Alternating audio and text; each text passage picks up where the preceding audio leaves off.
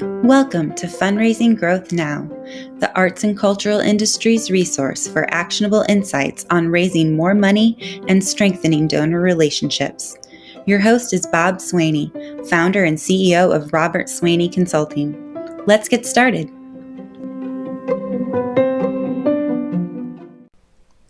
By now, every arts organization should be well into their new fiscal year, and since this year's budgetary success will be deeply tied to success in philanthropy, fundraising activities should be in high gear by now. Chief among those activities is giving from your board.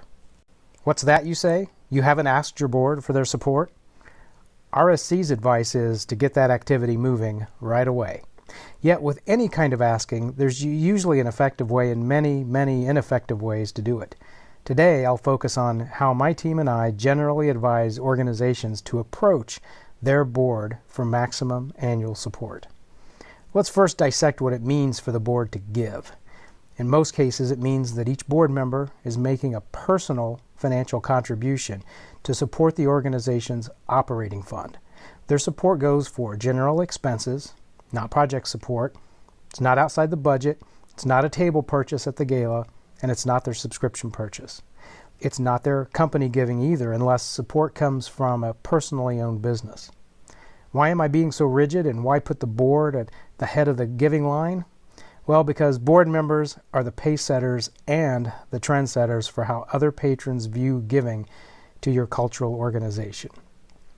You want all patrons to attend and give and generally participate in your other activities, and that depth of involvement starts with the board. There is urgency in today, and I'm often asked, what's the hurry in having board members commit now? Summer's not even over yet. Well, summer turns into autumn pretty quickly, and there's no reason to fall behind, especially this year. You'll have a lot of underwriting to secure before December 31st from other individuals and businesses and foundations and other grantors. And while everyone thinks there are 365 days available to fundraise, and while technically that's accurate, the days are not equal. The success you achieve in the first 3 to 4 months of your fiscal year will absolutely determine your ability to reach your fundraising goals. Mishandle the momentum available in the first fiscal quarter, and you'll never get it back. So one of the best ways to build that momentum is by having the board give early in the fiscal year and give generously. When asking for annual support from the board, don't be efficient. Yes, I know, it's easier to hand out pledge forms at a board meeting or in the COVID environment to mail or email a form to each board member.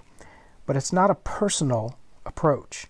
We should look forward to making a thoughtful, personal ask to the very people who are volunteering their time and expertise to the organization. If philanthropy is truly based on successful relationship building, then let's not take those relationships that are closest to us and turn their ask into a mere transaction. If a personal ask is in order, what's a good way to do it? Well, let's touch on that process right now. First, plan the ask. Who will make the ask? How? Where? At what gift level and under what pledge and payment terms? What are the 3 main case points to express during the conversation? What are 3 good questions to ask during the discussion? What's the rationale for asking for an increased gift of support? You get the idea. Second, schedule the ask. Now, no board member should be surprised that she or he will be asked to make an annual fund gift, but nonetheless, let's not make the ask itself an actual surprise. Whoever is making the request, a board chair, a development committee member, or an executive director, that person should personally reach out to suggest dates and times to discuss this year's support. The rationale for a discussion can be thoughtfully included in a larger conversation about this year's service to the board, an upcoming event, or to get feedback about the board and the organization itself. Third, prepare for the ask. Make sure the asker knows what the gift target is and why. At RSC, we don't believe in minimum gifts from the board. We believe in maximum gifts because it's simply a winning mindset to establish while preparing for gift requests. If every board member made giving to your organization one of their top 3 philanthropic priorities, what would that mean in terms of gift targets? Probably a lot more than if you boiled the ask down to a minimum gift expectation. Plus, in using this approach, each board member can feel good about their level of sacrificial giving, no matter the size. Fourth, make the ask. Actually make the ask. Either on the phone, on a video conference, or in person, be specific when making the ask. Make it compelling, too. If the ask falls along the lines of, well, since we're both on the board, I want you to give X dollars, you've boiled it down to a mere transaction. A compelling message has a balance of facts, feelings, and finances that encourage maximum investment. Notice I didn't say obligation. Oh, and another rule of thumb, whoever is going to make the request needs to have already made his or her own gift and at a generous level as defined above as a top 3 gift.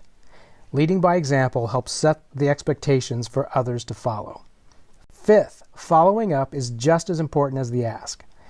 Sure, it's a board member, yet it's probably a very busy board member too. If you make the gift request but the board member doesn't provide an answer immediately, remember to follow up. In fact, and as needed, agree to a specific follow-up date and time during the request. Usually 1 or 2 weeks will suffice unless there's a specific reason to wait longer. Remember, urgency is key, and we need to demonstrate full-throated board support before asking others to give. Finally, remember to thank the board member for his or her gift. So often we don't thank those closest to us, including our board members. I mean, I get it. They're board members. They're supposed to give. But as the asker, you're supposed to say thank you. Board members or not, remember that it's their money until they decide to let it become your organization's money. Maintaining that mindset will help you stay sincerely appreciative of each board member's generosity of time, talent, and treasure. So to recap, when asking the board for their support, ask early, be thoughtful in the approach and the message, make it personal, then follow up, and certainly thank. After all, relationship building starts within your own family of board members. And if you remember just one thing from today's podcast, please make it this. Fundraising is a relationship game, so aim for more personalization and get better results. Thank you for joining us for this edition of Fundraising Growth Now. For the latest insights and information, please subscribe to our channel, follow us on Facebook, and join our mailing list at rscfundraising.com.